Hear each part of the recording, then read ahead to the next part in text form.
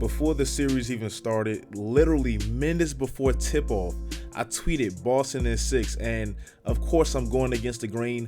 LeBron has been to 7 straight NBA Finals, so some of my followers, they laughed and giggled and made it seem like I was playing, but after game 1, I feel extremely confident about my pick with Boston in 6 games, and I know it's just 1 game, but I feel so confident. Now, actually, I'm rooting against LeBron for like the first time ever in the East, and it's for good reasoning.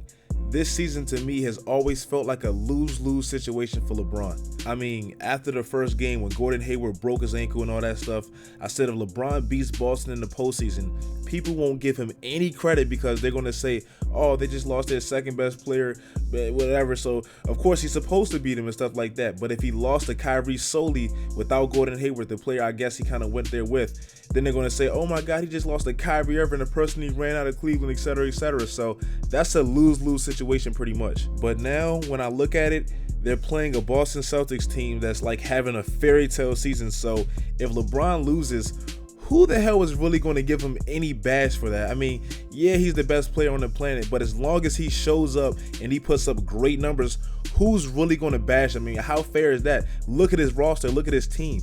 Just think about it like this, and hardcore Cleveland fans, they're going to hate me for this. I'm not talking about LeBron fans, I'm talking about hardcore Cleveland fans that like the Cavaliers solely. They love LeBron, but they love their Cavs first. If LeBron wins this series, say he beat Boston in 6 games or something like that, if he wins this series, who is he most likely going to see next? You don't even have to think about that. I mean, I know we all like Houston, they're cute and all that stuff, but after game 1, most people know they're going to see Golden State, and what's going to happen? They're going to get swept. I don't care what anyone says. If Cleveland sees Golden State, they're getting swept. I mean, if we be honest, she should have gotten swept last year, but in game 4, the elimination game, who stepped up and helped them win that game? Kyrie Irving. Kyrie Irving had 40 points in game 4. Who the hell is who's giving them even 25 points consistently on this team? Who's giving them 30? Like, nobody besides LeBron James. So they're getting swept to see Golden State, and that's a no-brainer for me. So in the history books, as great as LeBron played all year 15, all the game winners he hit, all this great stuff he did, all the heroics in the playoffs, everything.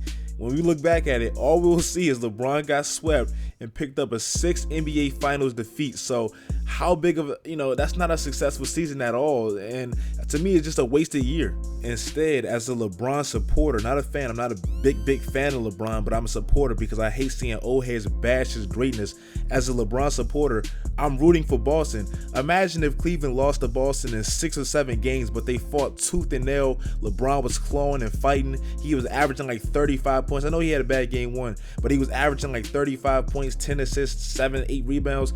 Who's really going to bash him? Ultimately, that wouldn't stain his resume, and no one will really care looking back because LeBron is still LeBron. And to me, that would be great because he won't have another finals defeat. People wouldn't care if he lost in the Eastern Conference Finals, but the finals is what they seem to hold their hat on and say, oh my God, he's not Jordan. So to me, it would be a good thing. I mean, to me, if he lost to an up-and-coming possible dynasty with Boston with all this talent they have, I know they're short-handed without Kyrie and Gordon Hayward, etc. But if they lost to a team with all this new talent, it would just give him more leverage to leave and more of a reason to leave. Houston, I'm not sure how great of a fit that is, but adding LeBron definitely wouldn't make him worse. I know that much. Philly, same thing. LeBron can help them tremendously. So unless LeBron, stays in Cleveland and they can package a deal with that pick and something else, for Kawhi or a special all-star, I don't want to see him in Cleveland. I don't want to see him wasting his prime. If he's not winning rings, I don't even want to see him play. Let me rephrase that. I do want to see him play, but I don't want to see him in the NBA Finals. Once again, LeBron is averaging 40 points, a triple-double, but George Hill is bricking shots. Rodney Hood doesn't even want to come in the game. J.R. Smith, we don't know if he's high or not. Tristan Thompson, we don't know where his mind is. It's just like LeBron and a bunch of dudes. Tyronn Lue just sitting there looking like he in a daze. Like, it makes me cringe seeing LeBron put out all this energy, be this great, and he has no chance whatsoever. And I'm not giving him, sometimes LeBron did ask for this roster and all this stuff, and his dominant personality may have ran Kyrie out of Cleveland, whatever. So I'm not totally excluding him from the problem. I'm just saying, I don't want to see him wasting his prime if he's not competing for an NBA Finals. Man, LeBron, he's going to be 34 this December, man. I don't want to see him waste his prime.